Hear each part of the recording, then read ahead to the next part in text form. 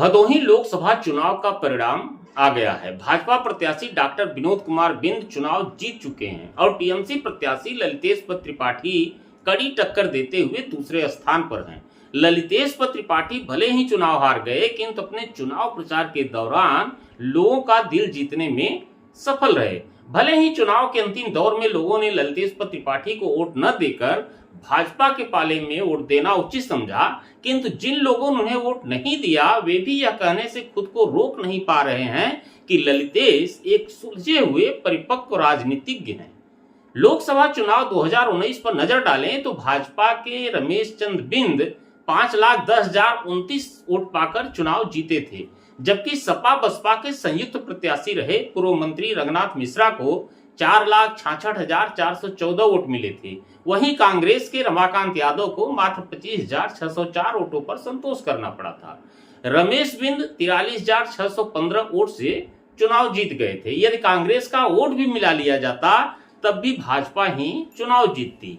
वहीं 2024 में यदि सपा के साथ बसपा होती तो भाजपा की गणित गड़बड़ हो जाती। 2024 में भाजपा के डॉक्टर विनोद कुमार बिंद 4,59,982 वोट पाकर विजय हासिल किए, जबकि ललितेश त्रिपाठी को 4,15,902 वोट हासिल हुए। भले ही ललितेश त्रिपाठी टीएमसी के टिकट पर चुनाव लड़ रहे थे, किंतु टीएमसी का भदोही में कोई भी संगठन नहीं है। ललितेश को मिलने वाला वोट कांग्रेस और सपा का ही वोट था।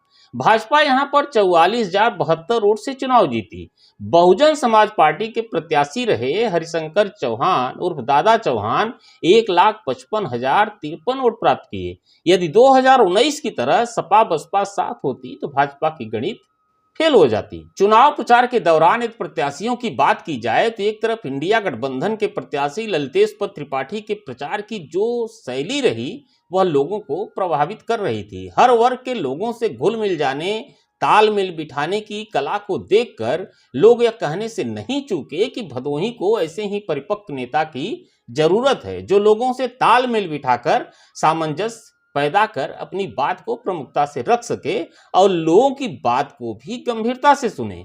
लोग यह भी कहने से नहीं चूके कि यदि ललितेश त्रिपाठी के ऊपर ममता बनर्जी के नाम का ठप्पा नहीं लगा होता और वे साइकिल या पंजा चुनाव चिन्ह लेकर आते तो परिणाम बदल सकता था। गौर करने वाली बात यह भी है कि ललितेश की आक्रामक चुनाव प्रचार की शैली से कहीं न कहीं भाजपा भी डरी हुई थी। तभी तो भाजपा ने पश्चिम बंगाल में मारे गए मनीष शुक्ला को भी चुनाव मैदान में उतार दिया। श्रद्धांजलि सभा की गई, जबकि चुनाव से पहले मनीष शुक्ला की याद शायद किसी भाजपाई को नहीं आई होगी। यहां तक कि भदोही आए प्रधानमंत्री नरेंद्र मोदी और जौनपुर जिले के रामपुर में आए यूपी सीएम योगी आदित्यनाथ भी टीएमसी और मनीष शुक्ला की चर्चा करने को मजबूर हो गए।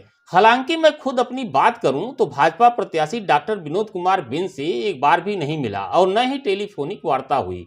वैसे लोगों ने डॉक्टर विनोद बिंद की तारीफ अवश्य की, किंतु चुनाव के दौरान तो सभी का व्यवहार अच्छा ही होता है। अब सांसद बनने के बाद क्या करते हैं यह देखना होगा, लेकिन यहाँ पर एक बात का जिक्र भी करना जरूरी है कि डॉक्टर बिंद चुनाव प्रचार के दौरान मीडिया के सवालों से बचते ही नजर आए, कभी भी प्रेस कॉन्फ्रेंस नहीं की। किंतु अब सांसद बन गए हैं तो मीडिया और जनता दोनों के सवालों का जवाब तो देना ही होगा। वहीं दूसरी तरफ टीएमसी प्रत्याशी ललितेश त्रिपाठी से मेरी 3 बार मुलाकात हुई। एक बार इत्तेफाकन सपा के वरिष्ठ नेता व पूर्व चेयरमैन मोहम्मद आरिफ सिद्दीकी के आवास पर, दूसरी बार एक सार्वजनिक कार्यक्रम में और तीसरी बार तब जब ललितेश त्रिपाठी ने प्रेस कॉन्फ्रेंस बुलाई। आमतौर पर प्रेस कॉन्फ्रेंस से मैं दूर ही रहता हूं, क्योंकि हर जगह की तरह भदोही में भी पत्रकारों की इतनी भीड़ है कि प्रेस वार्ता कम छोटी मोटी जनसभा नजर आ जाती है। किंतु ललितेश त्रिपाठी प्रत्याशी थे, इसलिए सोचा कि चल ही देता हूं। प्रेस वार्ता के दौरान उन्होंने एक मचे हुए नेता की तरह सभी के सवालों का धैर्यपूर्वक जवाब दिया, जबकि लोगों ने कई सवाल तो व्यक्तिगत पूछे थे। आपको याद होगा कि एक महिला के साथ ललितेश की कथित फोटो वायरल हो रही थी, उस पर भी सवाल उठाए गए, लेकिन हर सवाल का जवाब उनके पास था। ललितेश का कहना था कि चुनाव में व्यक्तिगत आरोपों की अपेक्षा भदोही के विकास के बारे में चर्चा होनी चाहिए। भदोही के जो प्रमुख मुद्दे हैं उन मुद्दों पर चर्चा होनी चाहिए। ललितेश त्रिपाठी के पास विकास का विजन था, जबकि भाजपा प्रत्याशी के पास मोदी और योगी के नाम का सहारा। पश्चिम बंगाल की मुख्यमंत्री ममता बनर्जी की यूपी में नकारात्मक छवि के साथ लोगों का सामना करना ललितेश त्रिपाठी के लिए छोटी बात नहीं थी। खैर, अब चुनाव संपन्न हो चुका है। डॉक्टर विनोद कुमार बिंद चुनाव जीतकर सांसद बन चुके हैं। आरोपों प्रत्यारोपों का दौर अब खत्म हो चुका है। अब तो मुद्दों की बात होनी चाहिए। विकास, भदोही के विकास की चर्चा भी होनी चाहिए। ललितेश चुनाव हार चुके हैं। चुनाव प्रचार के दौरान भाजपा नेताओं ने एक आरोप और भी ललितेश त्रिपाठी पर लगाया था।